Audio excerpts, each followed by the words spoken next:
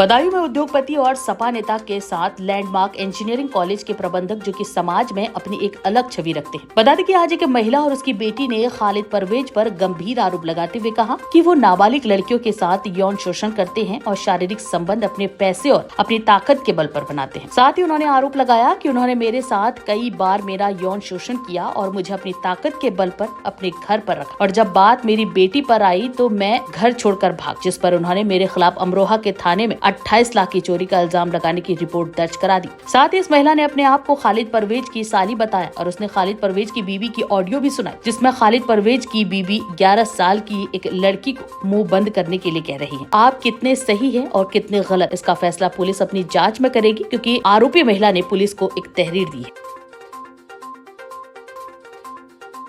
क्या घटना घटी थी आपके साथ, क्या छेड़खानी हुई, जरा खुल के बताइए। मैं अपनी अम्मी से मिलने गई थी वहाँ, तो मुझे कहाँ मिलने गई थी आप? खालिद परवेज जी, फिर क्या हुआ? फिर मुझे अंदर बुलाया, मैंने बबलू जोर से बोलो। वो मुझे बुला के ले गया अंदर। अच्छा हाँ। जी बेटा, फिर क्या हुआ? फिर मुझे मेरी अम्मी को छुप के अपनी गोदी में बिठाला। अच्छा। फिर मेरी पप्पी ली और मुझसे बोली कि अपने आप को 16 साल की समझो जी। और नगमा अपनी मेरी जो बीवी है नगमा जी। उनके अपने लिए समझो। अच्छा। और मेरी अंगूठी मंगाई और लाल लाल कलर का जोड़ा मंगाया जी। मेरी खाला के साथ, और अपने लिए भी एक अंगूठी मंगाई। अच्छा। हाँ, और मुझसे बोले मैं तुमसे मोहब्बत करता हूँ। हाँ। अच्छा, हाँ। फिर? मुझसे बोले मैं तुमसे बहुत मोहब्बत करता हूँ और तुम भी मुझसे मोहब्बत करा करो, तुम्हारे दिल में जो बात है तुम मुझसे कहा करो। अच्छा। और यहीं पर रहो तुम। हाँ, फिर क्या हुआ बेटा? फिर मुझसे बोले कि तुम अपनी तुम जो भी बात कहना चाहो तो अपनी खाला से कह सकती हो। जी। वो तुम मुझे सब बता दिया करेंगे। जी। हाँ, और फिर एक कप मंगाया, फिर उसने अपना भी मुँह लगवाया और मेरा मुँह लगवाया। अच्छा। फोटो भी खिंचवाया खालिद परवेज ने, और फोटो खींचते थे। अच्छा। मेरे गले में हाथ डाल डाल के बहुत फोटो खींचते थे। अच्छा। और मेरी पप्पी लेते थे और गले में हाथ डलवाते थे, फूलों पे जी। फोटो खिंचवाते थे। अच्छा। और पप्पी लेते थे मेरे। तो ऐसा कितनी बार हुआ है आपके साथ? ऐसा कितनी बार हुआ? जी, 2 दफे हुआ है। 2 दफा? हाँ। फिर आपने क्या किया? फिर मैंने अपनी दादी को बताई थी सब बात रो रो के। क्या दिक्कत परेशानियाँ थी, जरा खुलकर बताइए। मेरे साथ में तो बहुत ही घटनाएं घटी हैं। किसने घटी? इतनी घटी हैं कि मैं आपसे बताऊंगी मैं थक जाऊंगी, लेकिन बात कम नहीं होगी। बताइए, खुल के बताइए पूरी बात। जास्ती करिए खालिद परवेज ने, जिसका जी। नाम खालिद परवेज है, अय्यास आदमी है वो। जी। बहुत बड़ा अय्यास है। कुंवारी कम उम्र की लड़कियों को जो बुलवाता है और उनके साथ में बलात्कार करता है, उसके बाद में उन्हें गरीबी की फायदा उठा के उन्हें थोड़े बहुत पैसे दे के भगा देता है। आपकी बेटी और आपकी नातिन के साथ क्या क्या हुआ? हमारी जो बहू है सवाना जी, वो उसे जनवरी। अच्छा, आपकी बहू है ये? हाँ, बहू है मेरे अच्छा। बेटे की। अच्छा। बड़ा जो बेटा था दिलशाद। जी जी। तो वो उसकी बीवी थी ये। जी।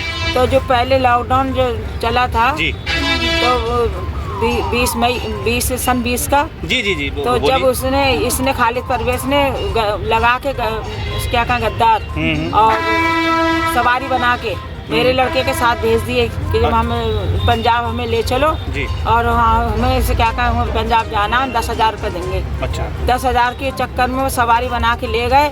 लौट के वापसी में आके उन्हीं लड़कों ने जी। इसे क्या कहा अमरोहा की गाड़ी थी जी।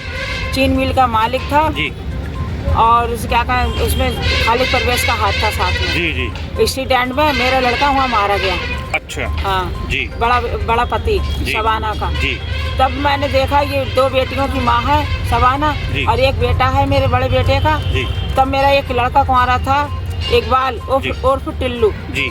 टिल्लू कहते हैं उसे। जी जी। तब मैंने उसके साथ का निकाह पढ़ा दिया, इसलिए कि ये 3 बच्चे बेकार हो जाएंगे जो कहाँ भटकेंगे। हाँ, भटकते जवान बहू है और जो बच्चे हैं, तो उसको मैंने से क्या कहा मैं अपने पास ही रखा, अपने एक कुंवारे बेटे के साथ निकाह इकबाल और टिल्लू के साथ मैंने निकाह पढ़ा दिया। जी। फिर क्या हुआ? अब ये हुआ कि इसने धमकी दी सवाना को, तूने फिर निकाह पढ़ा लिया। और धमकी किसने दी? खालिद परवेज ने धमकी दी। जी। और ये निकाह में भी नहीं आया, उसकी बहन भी नहीं आई। उसका वो बहनों ही है सवाना का खालिद परवेज। निकाह पढ़ा चुकी है सबीना इसके साथ, खालिद परवेज के साथ। और उसका कोई हक नहीं दे रहा हैगा जो सबीना को। उसे भी हक मिलना चाहिए। उससे बच्चा पैदा नहीं कर रहा है और उसे छुप के उसे नौकरानी बांदी बना के रख रहा है। जी। आपकी बहू के साथ और अब मेरी बहू के साथ में ये हुआ कि जनवरी के महीने में यहाँ से उसकी बहन बुला के ले गई थी मेहमानी के तौर पे। दूसरे तीसरे दिन मेरे बेटे ने इकबाल ने फ़ोन करा कि आ जा, तो जो बोली मेरी बहन की तबीयत खराब है, सबीना बोली मेरी तबीयत खराब है। इस सूरत से ऐसी घटनाएं घटती रहीं। इसके साथ में बलात्कार होता रहा, अंदर ही अंदर इसे धमकी देता रहा अपने घर में कि तेरे सास को मरवा देंगे, तेरे बेटे को मरवा देंगे, तेरे सास को मरवा देंगे, तेरे अब्दुल। किसने कहा ये? खालिद परवेज ने कहा। अच्छा। और तेरे अब्दुल बेटे को मरवा देंगे। अच्छा। और क्या कहा तेरे इकबाल और फिर टिल्लू को मरवा देंगे। अच्छा। ये मरवाने की धमकी से वो चुपचाप बांधी बनी वहीं पर रही।